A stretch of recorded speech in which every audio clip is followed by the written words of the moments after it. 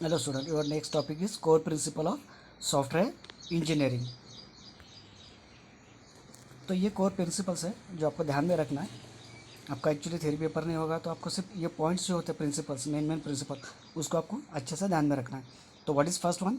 Remember the reason that the software exist. मतलब जिसके लिए आपने सॉफ्टवेयर बनाया है वो उसको सेटिस्फाई करता है कि नहीं, वो अच्छे से चेक करना है। कीप इट सिंपल, मतलब जितना सिंपल उसको रख सकते हो उसको सिंपल रखो, ताकि मतलब यूज़ करने में आसानी हो सके। Maintain the vision of the project, उसका जो विजन है, फाइनल एंड जो मुझे चाहिए वो कंटिन्यूसली फॉलो होना चाहिए। Author will consume what you produce, मतलब जो आपने किया है वो दूसरे को भी यूज़ करने को आना चाहिए। मतलब मान लो मैं एक कंपनी में काम कर रहा हूँ और आज मुझे दूसरी जगह पे जॉब मिल गया तो मैं छोड़ के जाऊँगा, तो मेरी जगह कंपनी क्या करेगी, दूसरे बंदे को हायर कर लेगी, दूसरे को सिलेक्ट करके लेगी जॉब पे। तो जो नया बंदा जॉब पे आएगा उसको वो समझ में आना चाहिए कि पहले बंदे ने क्या क्या काम किया है। तो उसके लिए जो मैं काम करूँगा तो वो ऐसा करो कि मतलब दूसरा मेरी जगह पे आके बैठे तो भी उसको वो समझ में आना चाहिए कि मैंने एक्चुअली काम क्या किया है, कोड क्या किया है। तो उसके लिए उसको हर एक कोड को क्या करो, उसको उस कोड का एक्सप्लेनेशन लिखो, उसका डिज़ाइन बना के रखो अच्छे से, ताकि उसको समझ में आए।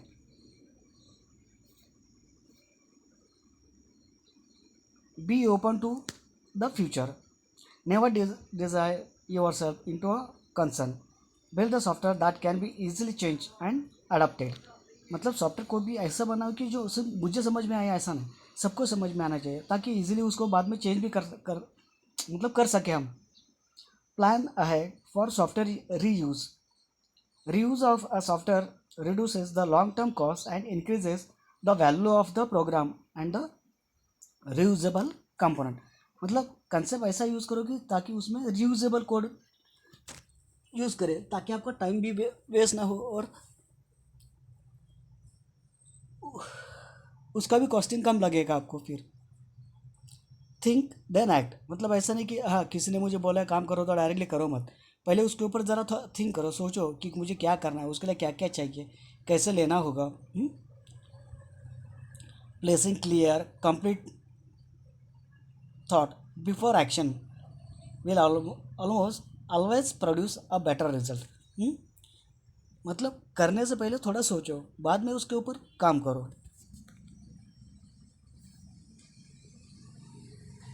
So next topic is your types of practices. कौन कौन से टाइप के प्रैक्टिसेस होते हैं? Communication practice, planning practice, modelling practice, construction practice, testing practice and development practice. मतलब जो आपके फेजेस होते हैं उसी के आपके प्रैक्टिसेस होते हैं। तो बेसिकली कोई भी आप सॉफ्टवेयर बनाते हो तो दीज आर सम स्टेप्स और phases of your any software design. और सॉफ्टवेयर जो भी मुझे सॉफ्टवेयर प्रोड्यूस करना है तो बेसिकली उसमें हम क्या बोल सकते हैं, ये फेजेस भी हो सकते हैं। Communication, planning, modelling, construction, testing and deployment. तो वही है, इसका ये प्रैक्टिस भी हो जाएगा।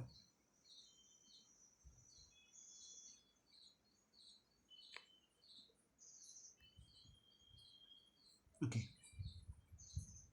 तो ये ग्राफिकली रिप्रेजेंटेशन किया है, तो एक बार से ग्राफ देख लो।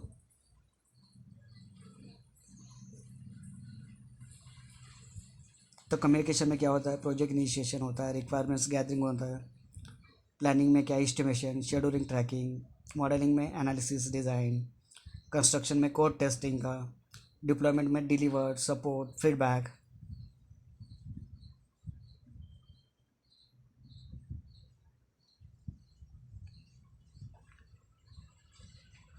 Now first, communication principle or practices.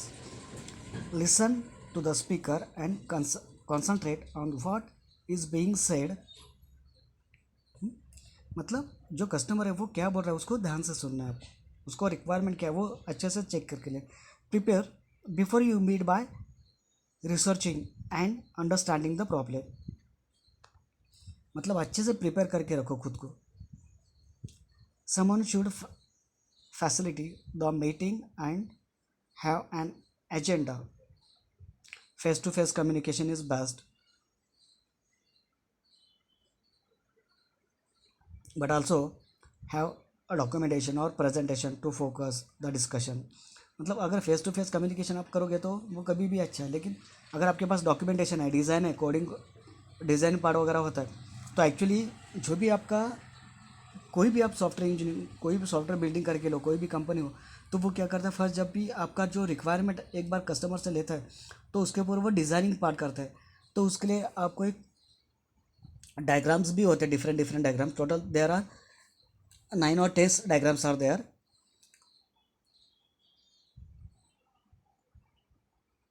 Class diagram होता है, ऑब्जेक्ट डायग्राम होता है, बहुत सारे डायग्राम्स होते हैं उसमें। तो जो भी मेरा प्रॉब्लम्स है उसको मैं क्या करता हूँ, डायग्रामेटिकली उसको रिप्रेजेंट करता हूँ। तो वो देखेंगे हम आगे कौन कौन सा डायग्राम, यूएमएल डायग्राम बोलते हैं उसको।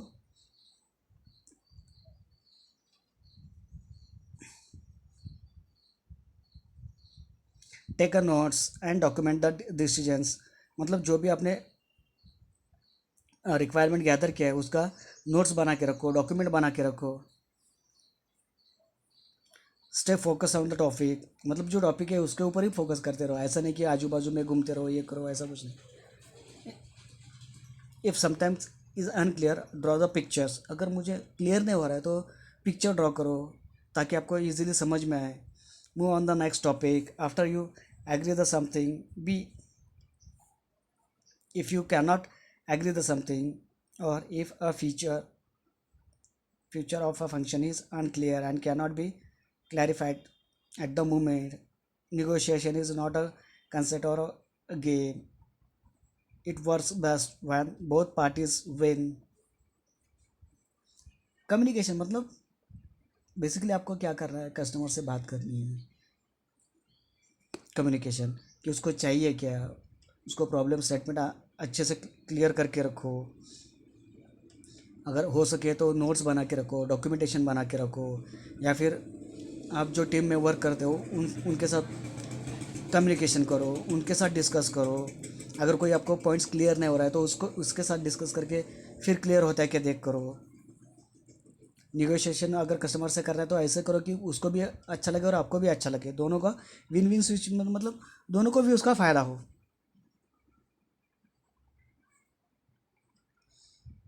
Next is your planning practice, मतलब प्लानिंग करने का basically. Understand the scope of the project, उसका स्कोप क्या है फाइंड आउट करो। Involve the customer in the planning activity, customer को प्लानिंग एक्टिविटी में इन्वॉल्व करो ताकि उसको भी समझ में आए कि मैं क्या कर रहा हूँ और उसको वो सेटिस्फाई हो रहा है क्या उससे। वो recognize that planning is iterative, things will be change, मतलब प्लानिंग को इटरेटिव बना के रखो। इटरेटिव मतलब क्या है, जैसे कि मैंने पहले फेज में आपको मतलब फर्स्ट यूनिट में हमने देखा था इटरेटिव प्रोसेस होता है।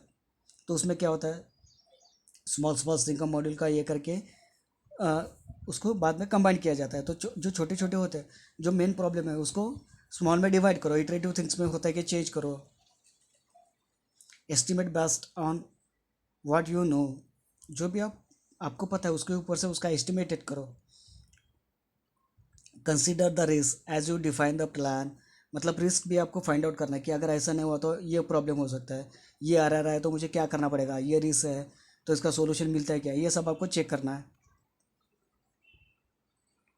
तो ये सब पॉइंट्स है आपको ध्यान में सिर्फ रखना है प्लानिंग प्रैक्टिस में।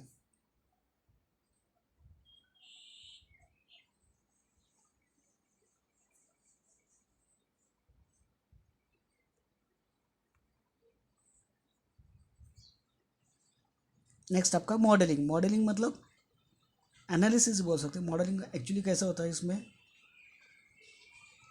ये जो पार्ट आता है modelling is nothing but design.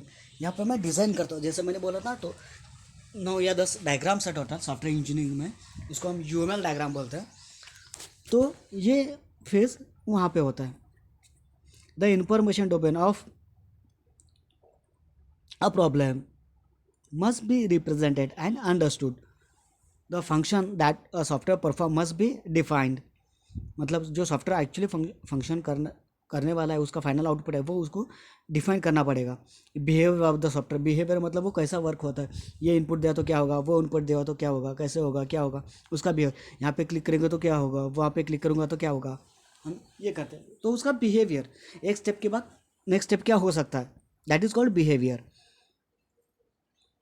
The model that depicts the information, functions, behavior must be partitioned in a manner that uncovers the detail in the layered fashion. Next, the analysis task should be moved from essential information towards the implementation details.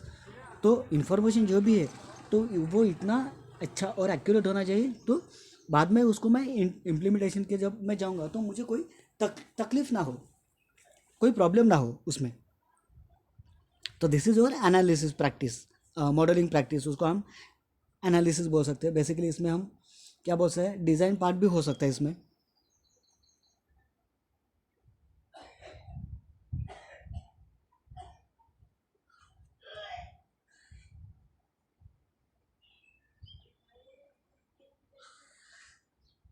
Thank you.